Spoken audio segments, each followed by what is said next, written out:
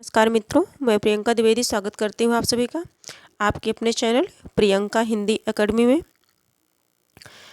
हम सभी जो है हल प्रश्न पत्र बिहार माध्यमिक शिक्षक परीक्षा और ये जो परीक्षा जो है 18/12/2023 को संपन्न हुई थी, उनमें जो भाषा से संबंधित प्रश्न बने थे उन सभी प्रश्नों का हम सभी अध्ययन करने चल रहे हैं, उन सभी प्रश्नों को सॉल्व करने चल रहे हैं। इनकी प्रैक्टिस करेंगे, देखेंगे कि जो है कितने प्रश्न इनमें से हमारे बन रहे हैं। तो इसमें जो पासिंग मार्क होता है ये 30 है और 30 में से जो है 8 प्रश्न जो होते हैं हमारे वो भाषा इंग्लिश से होते हैं, लैंग्वेज इंग्लिश से होते हैं और जो 22 प्रश्न बचते हैं वो हिंदी से संबंधित होते हैं। ठीक है, तो इसे हम सभी देखते हैं। जैसा कि सभी परिचित है कि हमारा पेपर जो है 3 भागों में विभाजित है। 6 to 8 की बात मैं कर रही हूँ। हमारा पेपर 3 भागों में है। पहला भाषा से, जिसे हमें पास करना बहुत आवश्यक होता है, और दूसरा सामान्य अध्ययन होता है, और तीसरा व्यक्ति का जो सब्जेक्ट होता है वो चाहे हिंदी हो, चाहे संस्कृत हो, चाहे सामाजिक विज्ञान हो, है ना, साइंस हो, जो भी हो, मैथ हो, जिसका जो अपना मेन सब्जेक्ट होता है उससे संबंधित होता है। इससे 80 प्रश्न बनते हैं। ठीक है, तो हम सभी जो भाषा से संबंधित प्रश्न हैं उन सभी को देखते हैं। जो 18/12/23 को जो परीक्षा हुई थी उनमें किस प्रकार से प्रश्न पूछे गए थे। देखते हैं 9 नंबर से देखते हैं। 9 नंबर के प्रश्नों को हम सभी देखते हैं। 9 नंबर का जो प्रश्न है ये है, 11 में ज्ञा किसका विकसित रूप है। ऑप्शन है एक, ए ऑप्शन है 1, 2 ऑप्शन है 2, तीसरा है 3, चौथा है उपयुक्त में से एक से अधिक, पांचवा है उपयुक्त में से कोई नहीं। तो जो 11 में ज्ञा है ये जो है 1 का विकसित रूप है। करेक्ट आंसर हमारा ए हो जाएगा। करेक्ट आंसर हमारा क्या हो जाएगा? 1। ठीक है, किसका विकसित रूप है? तो ये 1 का विकसित रूप है। आगे हम सभी देखेंगे जो प्रश्न संख्या हमारा 10 है, 10 को देखेंगे।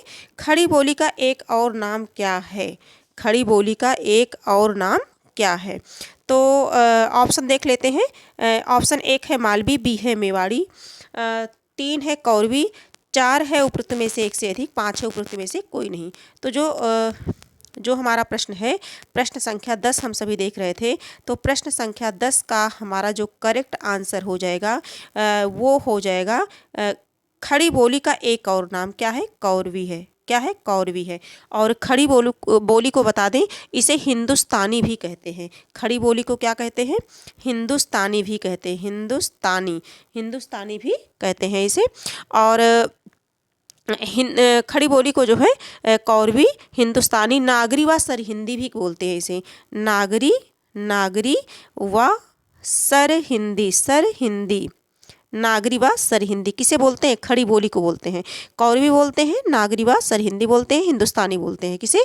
कौरवी को। ठीक है, और आपको बता दें कि ये जो है क्षेत्र प्राचीन में कुरु जनपद है। ठीक है, यहाँ जो है कुरु जनपद है, जनपद है। इसी आधार पर जो है राहुल शंकरत्यायन ने इसे कौरवी कहा था, है ना। कुरु जनपद की वजह से इसे राहुल शंकरत्यायन ने कौरवी कहा था, और यह दिल्ली के आसपास के क्षेत्रों में बोली जाने वाली है। ठीक है, तो राहुल शंकरत्यायन ने कौरवी नाम दिया है ना। प्रश्न यहाँ से बनता है, तो राहुल शंकरत्यायन ने कौरवी नाम दिया है। आगे देखेंगे, प्रश्न संख्या 10 देखेंगे। जो धातु किसी प्रत्यय के योग से बने उसे क्या कहते हैं? जो धातु किसी प्रत्यय के योग से बने उसे क्या कहते हैं? ऑप्शन 1 है मूल धातु, 2 है नाम धातु, 3 है यौगिक धातु, 4 है उपयुक्त में से एक से अधिक, 5 है उपयुक्त में से कोई नहीं।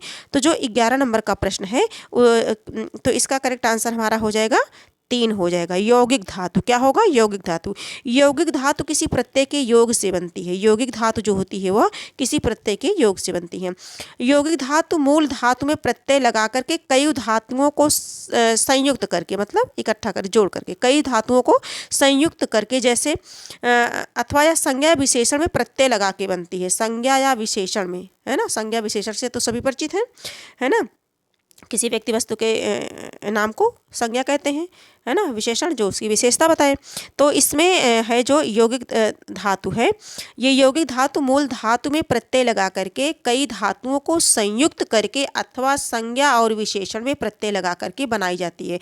जैसे उदाहरण के लिए देखें तो उठाना मतलब उठाना का बनाएंगे तो उठवाना हो जाएगा, दिलाना का दिलवाना हो जाएगा, कराना का करवाना, ठीक है, इस प्रकार से हो जाएगा। आगे देखेंगे हम सभी, अगला प्रश्न देखेंगे, प्रश्न संख्या 12 देखेंगे। जो 12 नंबर का प्रश्न है, अ उपसर्ग किस भाषा का है? ऑप्शन ए है संस्कृत, बी है हिंदी, सी है अंग्रेजी। ऑप्शन एक है संस्कृत, 2 है हिंदी, 3 है अंग्रेजी, 4 है उपरोक्त में से एक से अधिक, 5 है उपरोक्त में से कोई नहीं। तो जो हमारा 12 नंबर का प्रश्न है, इसमें उपसर्ग से संबंधित ये प्रश्न बना है हमारा। इसमें उपसर्ग हमें बताना है कि अ उपसर्ग से बनने वाले शब्द जो है किस भाषा के हैं। तो इसका जो करेक्ट आंसर हो जाएगा वो हो जाएगा 2, यानी कि हिंदी। क्या हो जाएगा? हिंदी हो जाएगा। और अगर अ उपसर्ग से हम शब्द बना लें एक दो, जैसे गुण में अगर हम अ उपसर्ग लगा दें तो क्या हो जाएगा? अवगुण हो जाएगा। अ उपसर्ग लगा दे तो अवगुण हो जाएगा। ठीक है। और इसी तरह से जो है अवघड़, है ना, घड़ में अवघड़, अ उपसर्ग लगा दे तो क्या हो जाएगा? अवघड़। अवघड़ का मतलब क्या होता है? अनोखा या अघोरी। और औरस, रस में अगर हम अ प्रत्यय लगा दें तो क्या हो जाएगा? औरस हो जाएगा। ये रस है, सभी जानते हैं। अगर इसी में अ प्रत्यय जोड़ दिया जाए और दोनों को मिला दिया जाए तो क्या हो जाएगा? औरस। औरस का तात्पर्य होता है जैसे विवाहित स्त्री से उत्पन्न या जायज, जो उत्पन्न या जायज होता है ना, विवाहित स्त्री से। और अगर इसी में सर में अ जोड़ दिया जाए, अवसर, अवसर, तो अवसर का मतलब सभी समझते हैं कि ये जो है अवसर का अर्थ होता है उत्सव, है ना, या कोई अवसर। आगे हम देखते हैं, आगे प्रश्नों पे बढ़ते हैं, है ना। तो ये अ उपसर्ग किस भाषा का है? हिंदी। प्रश्न संख्या 13 है, नियमन के सिद्धांत के तहत कर का किस रूप में प्रयोग होना चाहिए? ऑप्शन ए है करना, बी है करा, सी है किया, क्षमा चाहूँगी, ABC हैबिट बन चुकी है, लेकिन इसमें 1 2 3 है ना, इतना तो सभी समझदार ही हैं। 1 है करना, बी है 2 है करा, 3 है किया, उपयुक्त 4 है उपयुक्त में से एक से अधिक, 5 है उपयुक्त में से कोई नहीं। तो इसका करेक्ट आंसर हो जाएगा करा। ठीक है, 2 हो जाएगा। 14 नंबर का प्रश्न हम देखते हैं, मध्यकाल में दरबार की भाषा क्या थी? ऑप्शन 1 है अंग्रेजी, बी है 2 है अरबी, 3 है फारसी, 4 है उपयुक्त में से एक से अधिक, 5 है उपयुक्त में से कोई नहीं। तो मध्यकाल में दरबार की भाषा क्या थी? प्रश्न संख्या 14 जो हमारा बना है, वो मध्यकाल में दरबार की भाषा क्या थी? तो वो थी फारसी, है ना। क्या थी? फारसी थी, है ना। मुगल साम्राज्य की जो आधिकारिक भाषा थी वो क्या थी? फारसी भाषा थी। फारसी भाषा थी, क्योंकि पहला मुगल सम्राट बाबर अफगानिस्तान से आया था, है ना। और फारसी ईरान की मूल भाषा है। फारसी कहाँ की भाषा है? ईरान की मूल भाषा है फारसी। ठीक है, आगे हम सभी बढ़ते हैं। अगला 15 नंबर का प्रश्न देखते हैं, स्पर्श संघर्षी व्यंजन का उदाहरण है। ऑप्शन 1 है श, 2 है सा, 3 है सा, 4 है उपयुक्त में से एक से अधिक, और 5 है उपयुक्त में से कोई नहीं, है ना। तालब श। और आगे देखते हैं, स्पर्श संघर्षी व्यंजन का उदाहरण पूछा गया है। 15, प्रश्न संख्या जो 15 है, इसका जो करेक्ट आंसर हो जाएगा 15 नंबर का हो जाएगा जो है उपयुक्त में से कोई नहीं, क्योंकि जो है स्पर्श संघर्षी पूछा है ना। हाँ, ये सभी क्या है? उसमें है। स्पर्श संघर्षी व्यंजन जो हमारे होते हैं, इन्हें समझ लेते हैं। जैसे जिन व्यंजनों का उच्चारण करते समय प्राणवायु मुख अवयव को स्पर्श करती है ना। स्पर्श संघर्षी, स्पर्श करती है, छूती है, छू करके निकलती है, संघर्ष के साथ बाहर निकलती है ना। उन्हें हम क्या कहते हैं? स्पर्श संघर्षी व्यंजन कहते हैं। और स्पर्श संघर्षी व्यंजनों की संख्या कितनी होती है? तो 4 होती है। स्पर्श संघर्षी व्यंजनों की संख्या 4। हिंदी वर्णमाला में जो चा वर्ग होता है, इचु यशा नाम तालु, जो चा वर्ग होता है, चा वर्ग होता है ना। जो चा वर्ग होता है, 4 व्यंजन जैसे चा हो गया, छा हो गया, जा हो गया और झा हो गया, ये सभी स्पर्श संघर्षी व्यंजन कहलाते हैं। आगे हम सभी 16 नंबर के प्रश्न को देखते हैं, जिन क्रियाओं का व्यापार और फल कर्ता पर पड़े वह कौन सी क्रिया कहलाती है? ऑप्शन ए है द्विकर्मक क्रिया, 2 है संयुक्त क्रिया, 3 है अकर्मक क्रिया, 4 है उपयुक्त में से एक से अधिक, 5 है उपयुक्त में से कोई नहीं। तो क्रिया से संबंधित प्रश्न बनते हैं और बहुत अच्छे प्रश्न बनते हैं क्रिया से संबंधित।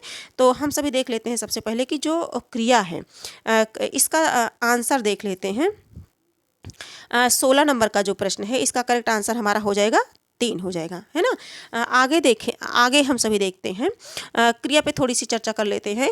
जो क्रिया जिस शब्द से किसी कार्य का होना या करना पाया जाए, जिस शब्द से किसी कार्य का होना या करना पाया जाए, होना या करना पाया जाए, उसे हम क्या कहते हैं? क्रिया कहते हैं। जैसे हंसना हो गया, खाना हो गया, पीना हो गया, पढ़ना, सोना, है ना, इत्यादि। और अगर क्रिया के भेद पूछा जाए तो क्रिया के कितने भेद होते हैं? 2 भेद होते हैं। कितने भेद होते हैं? 2 भेद होते हैं क्रिया के। और कर्म अथवा रचना के आधार पर, और एक होता है प्रयोग के आधार पर। कर्म के आधार पर देखा जाए तो कर्म के आधार पर अगर हम देखते हैं तो कर्म के आधार पर 2 भेद होते हैं। इनमें जो है ये मैं बताना चाह रही हूँ द्विकर्मक और संयुक्त क्रिया के बारे में, इसलिए इतना डीपली पढ़ा रही हूँ। इसी हिसाब से क्रिया टॉपिक हमारी थोड़ी सी जो है तैयार हो जाएगी।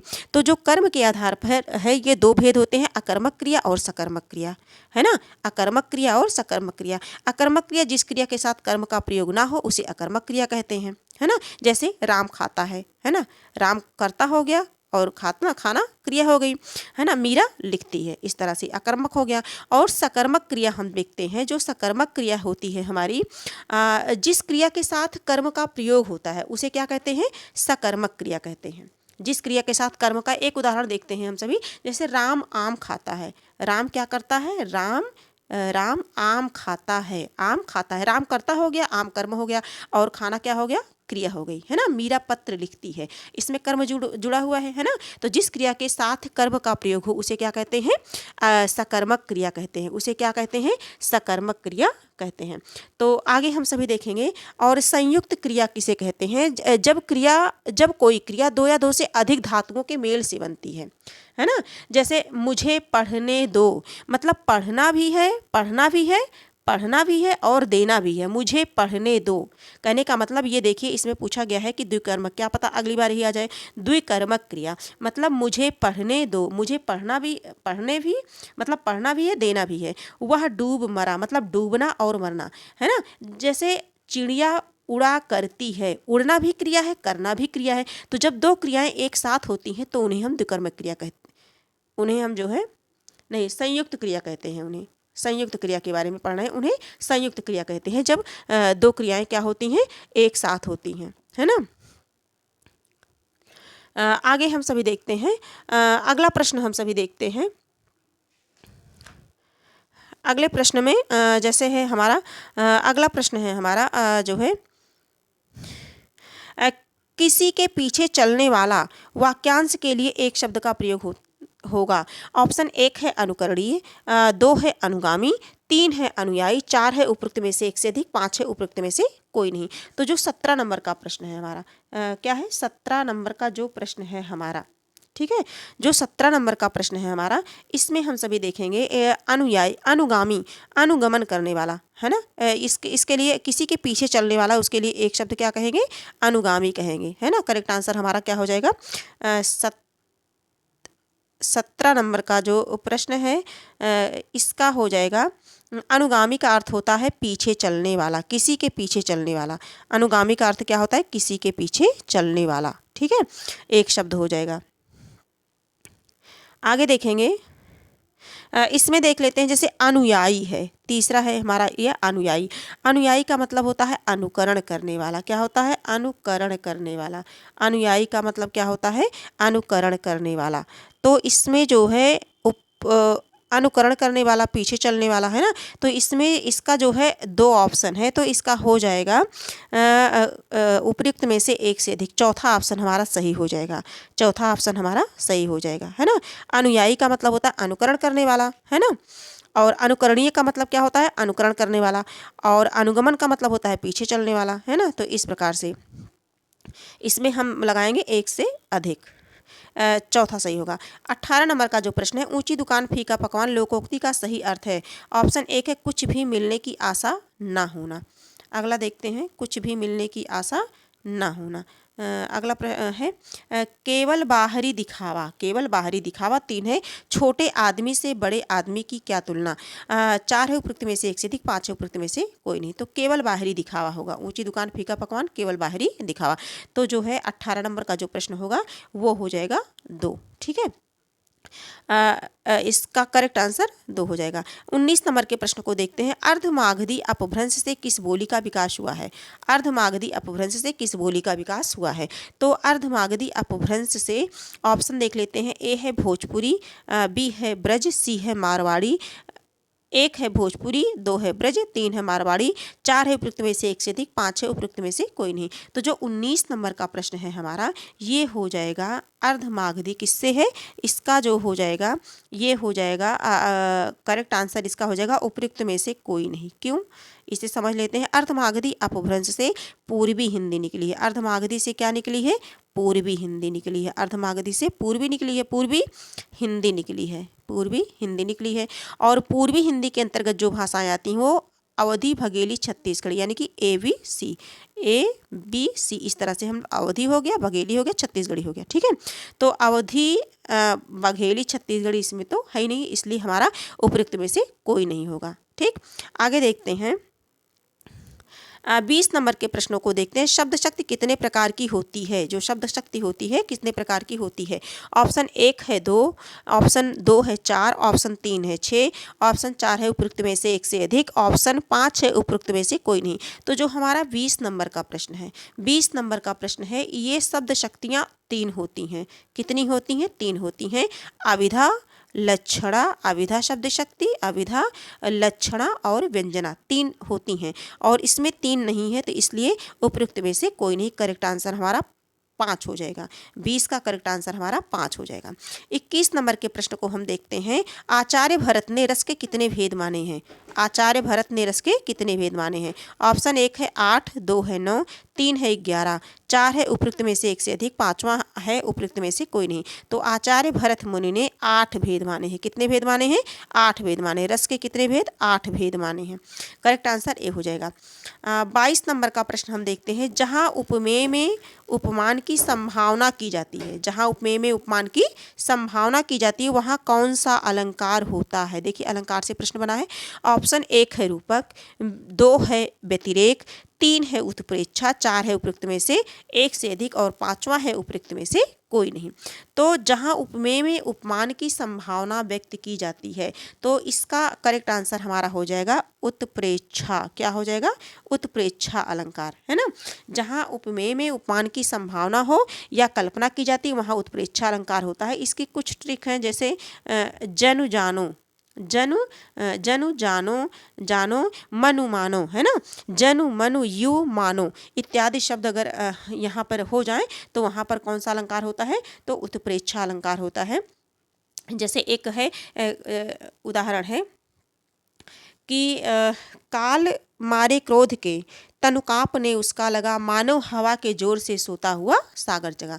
मानो हवा के जोर से सोता हुआ सागर जगा। तो मानो शब्द आ गया, है ना। जहाँ जनु जानो मनु मानो शब्द आ जाए, वहाँ समझ लो कि उत्प्रेक्षा अलंकार है ना। और परिभाषा, जहाँ उपमेय में उपमान की संभावना की जाती है, वहाँ पर उत्प्रेक्षा अलंकार। आगे हम देखते हैं 23 नंबर का जो प्रश्न है। राजभाषा आयोग का गठन कब हुआ? ऑप्शन 1 है 1955, 2 है 1957, 3 है 1959, 4 है उपयुक्त में से एक से अधिक, 5 है उपयुक्त में से कोई नहीं। तो जो 23 नंबर का प्रश्न है, इसका करेक्ट आंसर हो जाएगा ए, 1955। 1955 राजभाषा संबंधी विवाद के निपटारे के लिए संविधान के 1955 में राजभाषा आयोग का गठन किया, जिसने 1956 में अपनी रिपोर्ट प्रस्तुत की। ठीक है, और भारतीय संविधान के अनुच्छेद 344 में प्राप्त शक्तियों का प्रयोग करते हुए 7 जून 1955 को राजभाषा आयोग का गठन किया गया। कब? 7 जून 1955 को राजभाषा आयोग का गठन किया गया। प्रश्न संख्या 24 है। कौन सी रचना अज्ञेय की नहीं है? यानी कि जो है रचनाएं, एक रचना ऐसी है जो अज्ञेय की नहीं है। देखते हैं कौन सी रचना ऐसी है। ऑप्शन 1 है ताप के ताए हुए दिन, 2 है चांद का मुंह टेढ़ा, 3 है आत्मजयी, 4 है उपयुक्त में से एक से अधिक, 5 है उपयुक्त में से कोई नहीं। तो जो 24 नंबर का प्रश्न है, इसमें हो जाएगा उपयुक्त में से कोई नहीं। अज्ञेय की नहीं है पूछा गया है, अज्ञेय की नहीं है, तो उपयुक्त में से कोई नहीं। आगे देखेंगे ताप के ताए हुए दिन हिंदी के विख्यात साहित्यकार, ये त्रिलोचन का कविता संग्रह है। किसका है ये? त्रिलोचन का है, त्रिलोचन जी का है। ठीक है, इसके लिए 1981 में इन्हें साहित्य अकादमी पुरस्कार मिला था। और चांद का मुंह टेढ़ा है सभी परिचित है, गजानन माधव मुक्तिबोध, बहुत प्रसिद्ध रचना है। और आत्मजयी जो है ये कुंवर नारायण का है। किसका है? कुंवर नारायण का है आत्मजयी। तो तीनों रचनाएं होगी अज्ञेय की, इसमें से कोई नहीं है। तो करेक्ट आंसर हमारा 5 हो जाएगा। 25 नंबर का प्रश्न है, 30 तक हम सभी करेंगे, 25 पे हम सभी पहुंचे हैं। सिंहावलोकन के रचनाकार का क्या नाम है? ऑप्शन 1 है यशपाल, 2 है अज्ञेय, 3 है नागार्जुन, 4 है उपयुक्त में से एक से अधिक, 5 है उपयुक्त में से कोई नहीं। तो सिंहावलोकन के रचनाकार का क्या नाम है? तो सिंहावलोकन के रचनाकार 25 का ये हो जाएगा यशपाल। करेक्ट आंसर हो जाएगा यशपाल, है ना। जो है अपने क्रांतिकारी जीवन की जो संस्मरण यशपाल ने सिंहावलोकन में लिखे हैं, उनमें अपनी दृष्टि से उन्होंने उस आंदोलन और साथियों का मूल्यांकन किया है। ठीक है, अपने साथियों का मूल्यांकन किया है। ठीक है, तार्किकता, वास्तविकता और विश्वसनीयता पर उन्होंने हमेशा जोर दिया। किस किस पर? तार्किकता पर, वास्तविकता और विश्वसनीयता पर किसने? यशपाल ने जोर दिया है। आगे देखेंगे, सिंहावलोकन किसका है? यशपाल का है। 26 नंबर के प्रश्नों को देखते हैं हम सभी। 26 नंबर के प्रश्न को देखेंगे। जो 26 नंबर का प्रश्न है, 26 से 30 प्रश्न हमारे जो है निम्नलिखित अवतरण को ध्यानपूर्वक पढ़िए और पूछे गए प्रश्नों के लिए उपयुक्त विकल्प चुनकर उत्तर पत्रक में चिन्हित कीजिए। हमारा पैसेज है, संघर्ष के मार्ग में अकेला ही चलना पड़ता है, कोई बाहरी शक्ति आपकी सहायता नहीं करती। परिश्रम, दृढ़ इच्छा शक्ति एवं लगन आदि मानवीय गुण व्यक्ति को संघर्ष करने और जीवन में सफलता प्राप्त करने का मार्ग प्रशस्त करते हैं। 2 महत्वपूर्ण तथ्य स्मरणीय हैं। प्रत्येक समस्या अपने साथ संघर्ष लेकर आती है, प्रत्येक संघर्ष के गर्भ में विजय निहित रहती है। एक अध्यापक छोड़ने वाले अपने छात्रों को यह संदेश दिया था, तुम्हें जीवन में सफल होने के लिए समस्याओं से संघर्ष करने का आभास करना होगा। हम कोई भी कार्य करें, सर्वोच्च शिखर पर पहुंचने का संकल्प लेकर करें, है ना। सफलता हमें कभी निराश नहीं करेगी। समस्त ग्रंथों और महापुरुषों के अनुभव का निष्कर्ष यह है कि संघर्ष से डरना अथवा उससे विमुख होना अहितकर है। संघर्ष से डरना अथवा उससे विमुख होना अहितकर है, मानव धर्म के प्रतिकूल है और अपने विकास को अनावश्यक रूप से बाधित करना है। आप जागिए, उठिए, दृढ़ संकल्प और उत्साह एवं साहस के साथ संघर्ष रूपी विजय रथ पर चढ़िए और अपने जीवन के विकास की बाधाओं रूपी शत्रुओं पर विजय प्राप्त कीजिए। ये पैसेज तो बड़ा जो है अच्छा था, है ना। आगे देखेंगे, इससे प्रश्न बने हैं, मनुष्य के जीवन में सफलता प्राप्त करने का मार्ग प्रशस्त कराते हैं। ऑप्शन 1 है कर्मठता, जागरूकता, सामूहिकता, 2 है परिश्रम, दृढ़ इच्छा शक्ति, लगन, 3 है आत्मविश्वास, श्रम, जागरूकता, 4 है उपयुक्त में से एक से अधिक, 5 है उपयुक्त में से कोई नहीं। तो जो 26 नंबर का प्रश्न है हमारा, इसमें जो है परिश्रम, दृढ़ इच्छा शक्ति, लगन अभी प्रश्न में बना था, है ना। आप चाहे तो पैसेज में देख भी सकते हैं। अभी पैसेज में बना था कि परिश्रम और दृढ़ इच्छा शक्ति और लगन से आप चाहें तो सफलता के मार्ग को प्रशस्त कर सकते हैं। करेक्ट आंसर 2 हो जाएगा। 27 नंबर के प्रश्न को देखते हैं। अब प्रत्येक समस्या अपने साथ क्या लेकर आती है? ऑप्शन 1 है संघर्ष, 2 है आत्मविश्वास, 3 है विरोध, 4 है उपयुक्त में से एक से अधिक, 5 है उपयुक्त में से कोई नहीं। तो अभी हम लोगों ने देखा कि प्रत्येक समस्या अपने साथ क्या लेके आती है? संघर्ष लेके आती है ना। पढ़ा पैसेज में, तो संघर्ष लेके आती है। करेक्ट आंसर ए हो जाएगा। 28 नंबर का प्रश्न है, अनावश्यक में किस उपसर्ग का प्रयोग हुआ है? तो